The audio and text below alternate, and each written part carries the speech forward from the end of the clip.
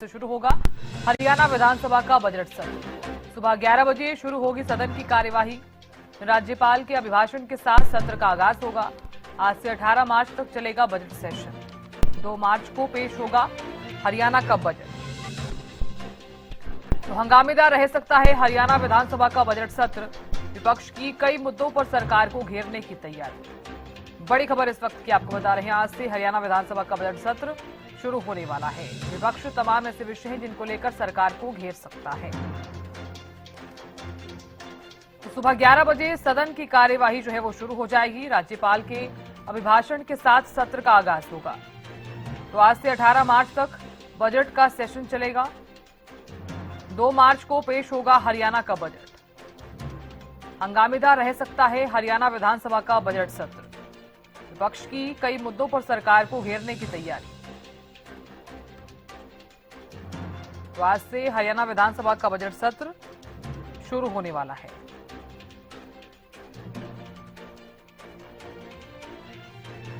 ये बड़ी खबर इस वक्त की आपको बता रहे हैं।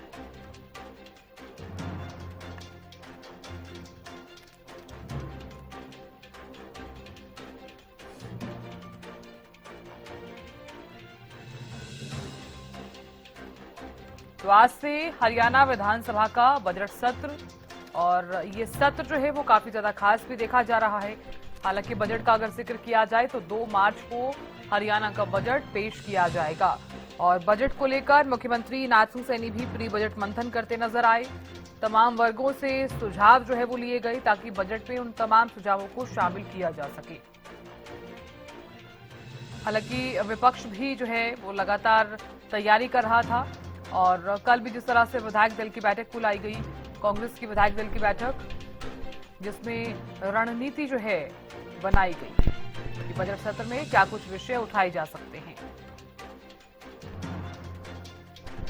2 मार्च को हरियाणा का बजट पेश होगा।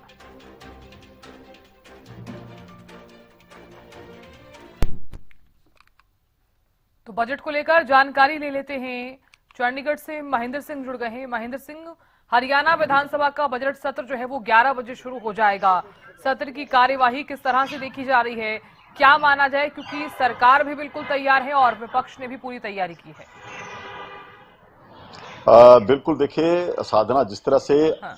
आज से हरियाणा की विधानसभा का बजट सत्र शुरू होगा कि आगामी जो प्रदेश की 1 वर्ष की वित्तीय व्यवस्था क्या कुछ रहने वाली है, सरकार किन योजनाओं को लेकर आएगी, किन योजनाओं पर कितना खर्च किया जाएगा, ये ब्यौरा पूरा जो आज से देना सरकार शुरू कर देगी।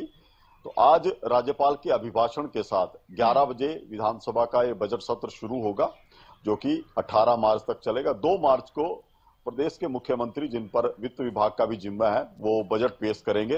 और एक विस्तृत रूपरेखा सरकार की तरफ से तैयार की गई है इस बजट को लेकर, क्योंकि कई ऐसी जन कल्याणकारी योजनाएं हैं जिनको आगे इस वित्तीय वर्ष में किस तरह से प्रभावी रखा जाएगा, किस तरह से बजट का प्रावधान होगा, ये सब रूपरेखा इसी बजट के माध्यम से रखी जाएगी। इसके अलावा भी कई और मुद्दे भी रहेंगे, चाहे वो प्रदेश की कानून व्यवस्था को मुद्दा हो या जिस तरह से कई घोटाले सामने आए हैं उनको लेकर विपक्ष भी पूरी तैयारी करेगा कि बजट सत्र में सरकार को घेरा जा सके। तो आज राज्यपाल के अभिभाषण के साथ इस सत्र का जो है आगाज हो जाएगा। जी साधना। बिल्कुल महेंद्र सिंह, देखिए इससे पहले आप भी जानते हैं कल भी जिस तरह से विधायक दल की बैठक बुलाई गई, कांग्रेस ने भी विधायक दल की बैठक बुलाई और बीजेपी ने भी विधायक दल की बैठक बुलाई और मंत्रियों के साथ भी चर्चा की गई। तो देखिए सत्र को लेकर लगातार जो है वो रणनीति तैयार की गई, लेकिन विपक्ष जो आज बार बार यही कह रहा है कि आज भी सत्र की जो अवधि है वो कम है। देखिए, जिस तरह से हम बात करें, जो सत्ता पक्ष है, बीजेपी की तरफ से विधायक दल की बैठक बुलाई गई थी, उसके पैरेलल ही कांग्रेस विधायक दल की बैठक भी आयोजित की गई थी। तो जाहिर सी बात है इस बजट सत्र के लिए, हालांकि एक लंबा सत्र है ये, लेकिन उसको लेकर तैयारियां जो हैं वो, चाहे वो सत्ता पक्ष की बात करें, विपक्ष की तरह की जाए, वो दोनों तरफ से की जा रही है। अब क्योंकि आज 11 बजे सत्र शुरू होगा, राज्यपाल का अभिभाषण होना है, उसके बाद शोक प्रस्ताव रखे जाएंगे।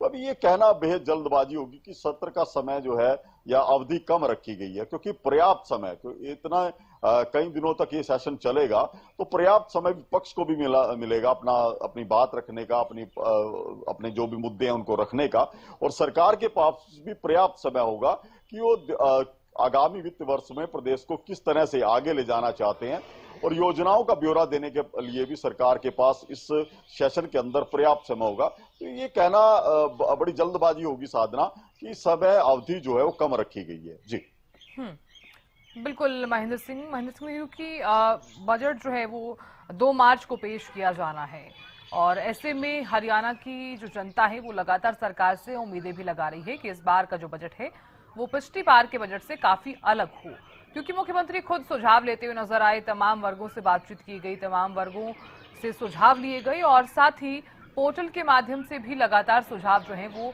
पहुंचाए गए हैं ताकि इस बजट में सुझाव शामिल किए जा सके। एक रिपोर्ट बनाई गई, क्या माना जाए उन सुझावों को देखते हुए इस बजट में क्या कुछ जो सुझाव है वो शामिल किए जा सकते हैं, और रिपोर्ट जो है वो भी जो है सदन में पेश करती हुई सरकार जो है नजर आ सकती है।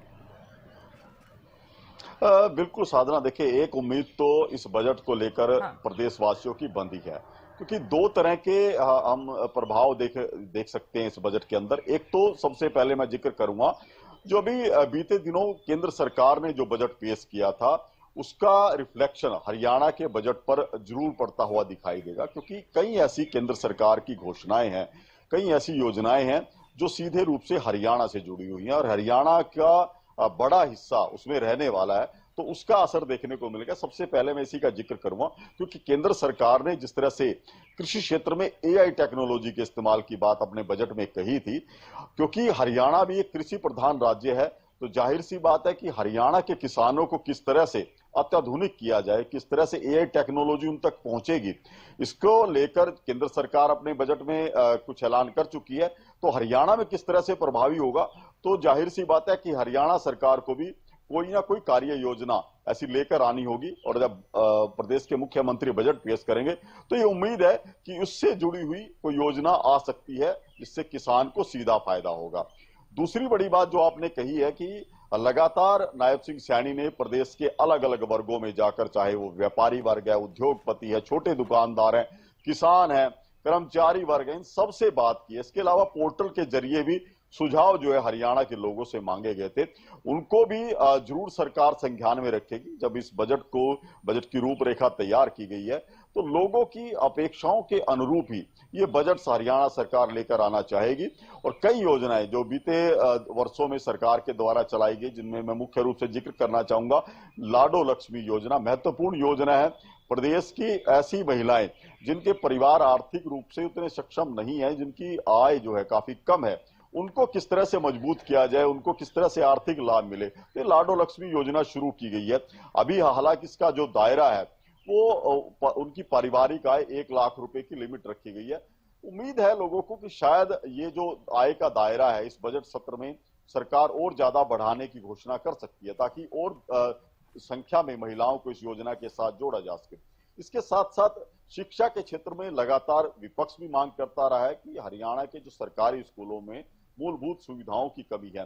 खुद जो प्रदेश के महामहिम राज्यपाल है वो भी सरकारी स्कूलों का दौरा कर चुके हैं। उनकी तरफ से भी सुझाव दिए गए थे कि किन किन स्कूलों में किस तरह की व्यवस्थाओं की जरूरत है, क्या क्या इंफ्रास्ट्रक्चर में सुधार होना चाहिए। इसके अलावा छात्र वर्ग भी मांग कर चुका है कि पीएम श्री जो स्कूल हैं या मॉडल संस्कृति स्कूल हैं उनको उनकी संख्या बढ़ाई जाए, ताकि जो क्वालिटी एजुकेशन है वो हरियाणा के बच्चों को मिल सके। तो इसको लेकर भी सरकार कुछ कदम उठा सकती है इस बजट में, ये भी बड़ी महत्वपूर्ण मांग है। इसके साथ साथ जो प्रदेश में नए एसईजेड बनने थे कि औद्योगिक क्रांति हरियाणा में और ज्यादा गति पकड़े, कई और नए इलाके ऐसे चुने गए थे जहां पर एसईजेड बनाए जा सकते हैं, तो उसको लेकर भी हरियाणा सरकार आगामी क्या कुछ योजना रखेगी, उस बजट के माध्यम से उसका भी जो है सरकार की तरफ से पक्ष रखा जा सकता है। जी साधना। बिल्कुल महेंद्र सिंह, आप नजर लगातार बनाए रखिएगा, जानकारी आपसे लेते रहेंगे। बहुत शुक्रिया फिलहाल बने रहने के लिए।